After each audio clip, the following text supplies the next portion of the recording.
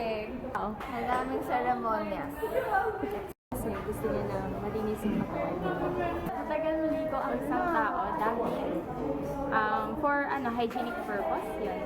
Kasi wala lang, pag halimbawa pag may klase, palagi ka nagmamadali. And then kapag halimbawa pag weekend, parang yun yung time na makakapaglinis ka mabuti ng sarili mo, ganyan, tsaka nakaka-enjoy yung tubig.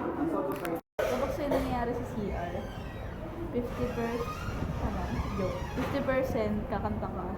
30% mag-isip ka about sa buhay-buhay, ganyan. 10% lang yung yung washing setup. Other 10%, hindi ko na alam.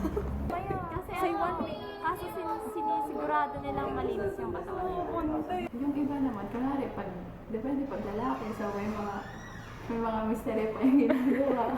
Pag babae naman, may mga, yun din, minsan may mga mystery yung ginagawa sa banyo na hindi alam ng mga tao. Pag maraming sabon, matagal maligo.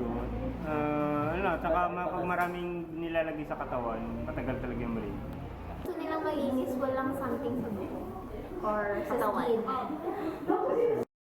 Kasi kumakanta pa siya sa banyo at saka kung ano lang ang ginagawa.